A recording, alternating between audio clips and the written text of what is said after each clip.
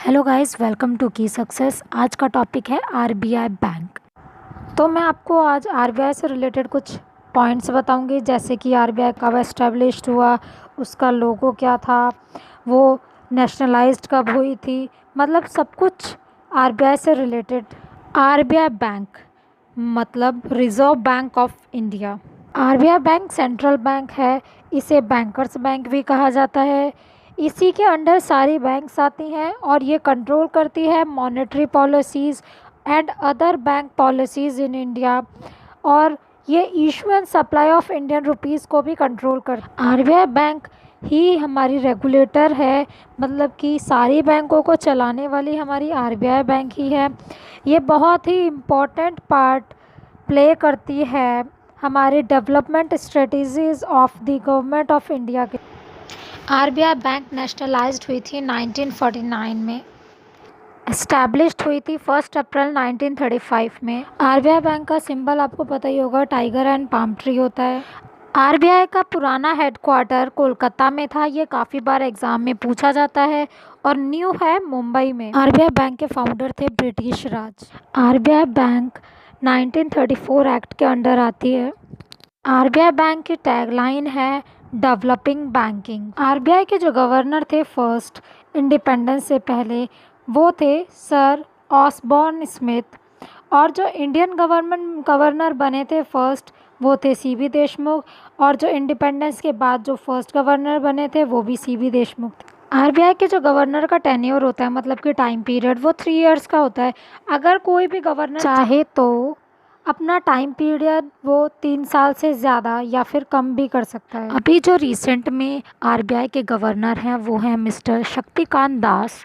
अभी तक 24 governor RBI के रह चुके हैं, और मिस्टर शक्तिकांत दास 25 नंबर के गवर्नर हैं। आरबीआई के गवर्नर जो होते हैं वो हेड होते हैं, और उनके अंडर 4 डिप्टी गवर्नर्स भी आते हैं। अब मैं आपको आरबीआई के कुछ इम्पॉर्टेंट दिन और कुछ इम्पॉर्टेंट इवेंट्स बताऊंगी, जैसे कि आरबीआई ने जनवरी 1938 में पहला नोट इशू किया था।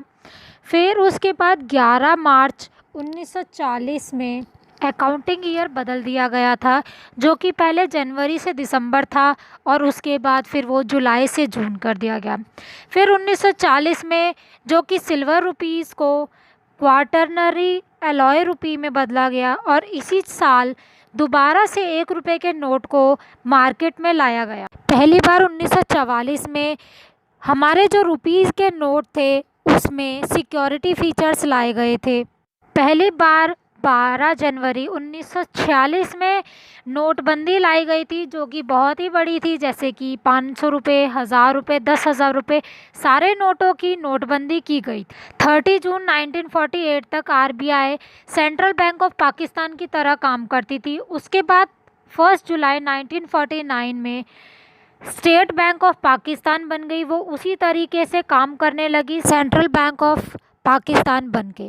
आरबीआई में 21 मेंबर्स होते हैं। सबसे पहले सेंट्रल बोर्ड ऑफ डायरेक्टर होता है, उसके बाद 5 ऑफिशियल मेंबर होते हैं जो आरबीआई से होते हैं, उसके बाद 4 डिप्टी गवर्नर और 1 गवर्नर होता है, जो कि automatically member of central board of director होते हैं। इन्हीं को ऑफिशियल डायरेक्टर भी कह देते हैं। उसके बाद 14 नॉन ऑफिशियल मेंबर्स होते हैं, जो कि अलग अलग फील्ड से होते हैं, जिसमें 10 डायरेक्टर्स होते हैं, जो कि वो भी अलग फील्ड से होते हैं, और 2 गवर्नर होते हैं जो कि ऑफिशियल होते हैं, जो कि फाइनेंस सेक्रेटरी या फिर economic affair secretary of government में से होते हैं। 4 डायरेक्टर होते हैं, जो कि चारों अलग अलग लोकल बोर्ड से होते हैं, जिनमें से एक एक डायरेक्टर अपॉइंट करे जाते हैं। Central board of director appoint किए जाते हैं गवर्नमेंट ऑफ इंडिया के थ्रू, और जो गवर्नर और डिप्टी गवर्नर होते हैं वो सेंट्रल गवर्नमेंट के थ्रू अपॉइंट किए जाते हैं। नेक्स्ट वीडियो में आपको बताऊंगी कि आरबीआई के फंक्शंस क्या हैं और क्या क्या इंपॉर्टेंट फंक्शंस हैं। Thank you for watching guys, keep watching.